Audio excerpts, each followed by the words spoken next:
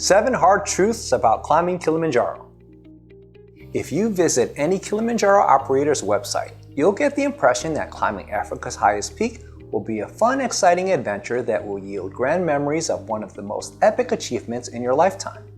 I won't disagree with that notion, but there are negative aspects to tackling Mount Kilimanjaro that guide companies don't like to talk about, but nevertheless need to be understood. So in this video, I'll discuss the hard truths about climbing Kilimanjaro that often go unspoken. Number 1. You won't feel good all the time. Kilimanjaro's altitude is a double-edged sword.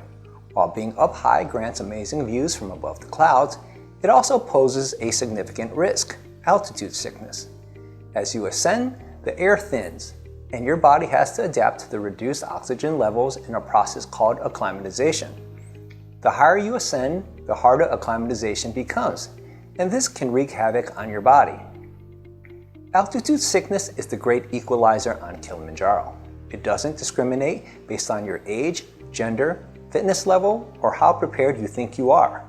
The human body simply isn't built for high altitude environments. Common symptoms of altitude sickness include headache, nausea, fatigue, and difficulty sleeping. While some climbers adjust more easily, others may struggle, and the symptoms can range from mild to severe. The hard truth is that you're likely to feel unwell at some point during your ascent. Statistically, more than 75% of climbers will experience at least some form of mild AMS above 10,000 feet. On most itineraries, you'll be above this mark on just the second day of trekking. So, if you find yourself feeling sick from the altitude, know that this is very common and that there's no need to start panicking just yet. Typically, the symptoms will subside with the passage of time, which is why we always advocate for a gradual ascent. Number 2. You might not summit. The overall success rate on Mount Kilimanjaro is often stated as 50%. That means that half of those who attempt fail. And while I personally believe that the true success rate is substantially higher today, given improvements in guiding practices over the past couple of decades, the fact still remains that there are going to be some people who won't make the summit.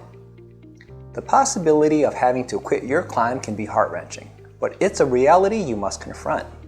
If you experience serious altitude sickness, illness, or injuries, it's absolute that you come down the mountain to recover. Rarely, if ever, does one get better by continuing to go up. It's a hard truth. You might not summit. And this will probably be devastating for climbers who've spent months preparing for their trip. But don't ever lose the perspective that your safety is far more important than any summit or any experience for that matter. Knowing when to quit is a crucial skill that can save your life. The mountain will always be there for another attempt. From my own experience, I attempted Mount Rainier 3 times before I made the summit. On the first attempt, there was a blizzard. Our guide called it off while we waited at low camp. On the second attempt, our guide called it off on the way to the summit due to high avalanche risk. On the third attempt, we made it to the top, but we climbed so fast that it was still dark when we reached the summit. It was too cold to wait for the sun to rise, so we descended. To this day, I have no idea what the top of Mount Rainier looks like, despite being on the mountain 3 times. My point being, not summiting is a part of climbing, for a wide variety of reasons. It's not something you should put too much weight on. Number 3. The weather can make you miserable. Whenever you're in the outdoors, weather plays a big factor. There's a huge difference between hiking on a warm sunny day versus a cold rainy one. On Kilimanjaro, both scenarios can happen, even on the same day.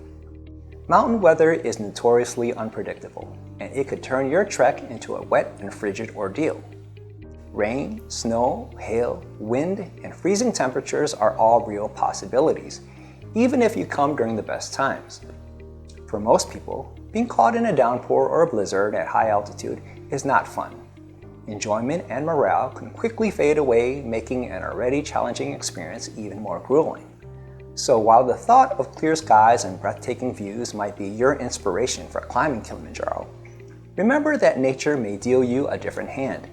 If you spend enough time outdoors, especially in the mountains, inevitably you will run into foul conditions.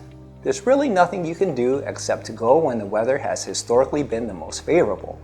In terms of Mount Kilimanjaro, That would be during the 2 dry seasons. Book your dates, hope for the best, but always be prepared for the worst. Number 4. It's going to be pretty expensive. Climbing Kilimanjaro is not a budget adventure. There's no way around it. The hard truth is that climbing Kilimanjaro requires a substantial financial investment. Believe me when I say I wish we could sell climbs for $1,000 or even $2,000. But the fact is that the cost of funding a Kilimanjaro expedition is considerable, made up of several main components: staff, food, equipment, accommodations, park fees, and taxes. When all these expenses are added up, there's simply no way to provide even minimal services for low prices. In addition to the trip cost, clients will need to pay for their flights, gear, visa, travel insurance, and personal expenses. Most of our clients end up spending somewhere between $5,000 to $8,000 per person when it's all said and done.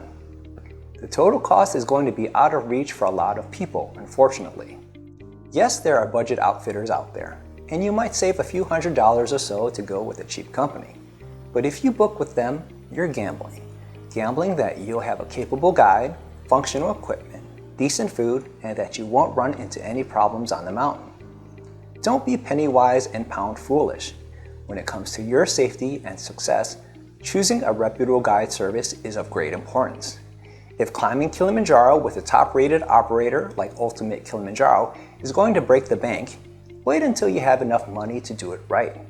Opting for inexpensive, less reliable operators might seem like a reasonable decision, but it can jeopardize your trip and more. Kilimanjaro is not the place to cut corners. We don't, and neither should you. Number 5. You'll have to deal with crowds.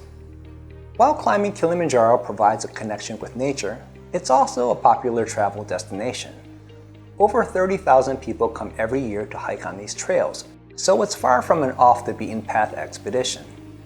It's a given that you'll encounter others along your journey, whether it's people in your own group or other parties, sharing campgrounds, or converging at the summit. The hard truth is that Kilimanjaro can get crowded, which can have an impact on your overall experience. For instance, there's often a traffic jam of sorts at the Bronco Wall or a queue at the summit for photos. So you may have to show patience and compassion and wait for your turn. Some campsites have literally 1,000 people there, consisting of clients and their support crews. You'll have to deal with limited privacy and potentially noisy neighbors.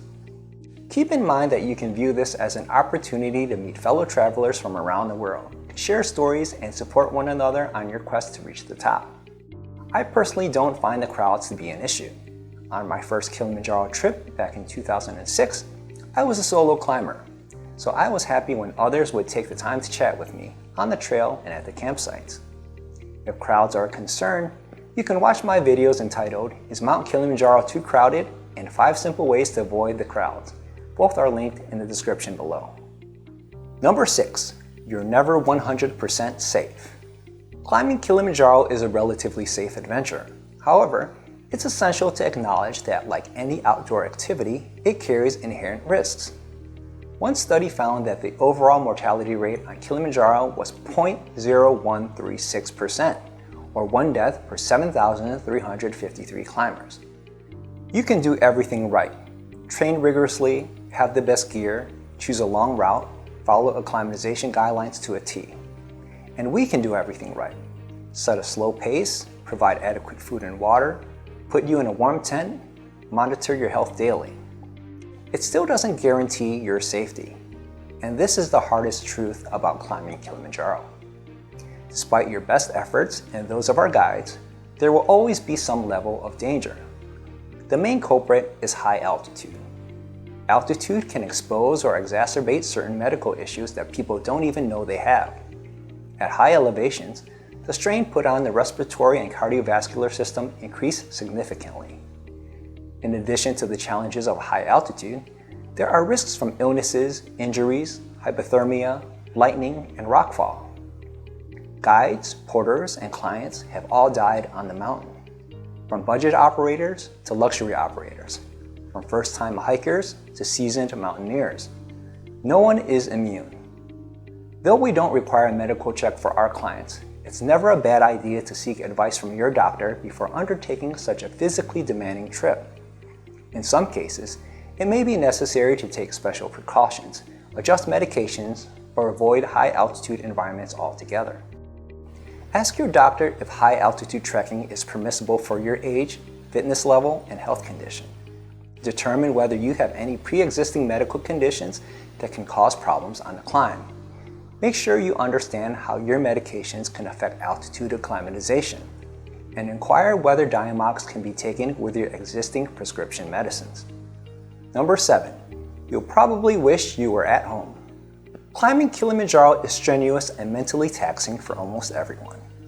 The initial stages may seem manageable, but as you ascend higher and higher, the discomfort intensifies. This expedition pushes your limits in more ways than one, and almost certainly, there comes a moment when you start questioning your decision to come to Tanzania in the first place. You'll wish you could snap your fingers and teleport back to your cozy sofa, where you can relax, watch TV, and snack on some chips. I know because I've done this many times in my life. In the heat of the moment, or perhaps I should say in the freezing cold of the moment, I say to myself, I'm dumb for voluntarily choosing to do this. I'm getting too old, and I'm going to stop climbing altogether after this trip. But after the dust settles, and I've had a chance to shower, eat, sleep, and recover, I can't wait to do it all over again. I firmly believe that the process of conquering self-doubt and persevering through adversity is the most rewarding part of the adventure. It's in driving past these challenging moments that a real sense of accomplishment arises. It makes every ounce of discomfort and every step of the journey worthwhile. So, if you get to the point where you wish you were at home instead of on the mountain, I say congrats, because your moment on the summit is going to be that much sweeter. You just won't realize it until you're done. Understanding these 7 hard truths about climbing Kilimanjaro is essential for everyone with aspirations to scale this peak. I share these facts not to deter you or scare you away, but to paint a realistic picture of what you might face on the mountain. As the owner of a Kilimanjaro guide company, naturally I want you to come to Tanzania and climb with us. But I also want you to have all the information you need to make the best decisions. That's why we built the most complete and accurate website on climbing Kilimanjaro at ultimatekilimanjaro.com. We believe that the more you know, the better prepared you will be. I'm Kevin with Ultimate Kilimanjaro. If you found this information helpful, please give this video a like and subscribe for more content. Don't forget to join our Facebook discussion group to chat with other aspiring climbers just like you. I'll see you on the summit.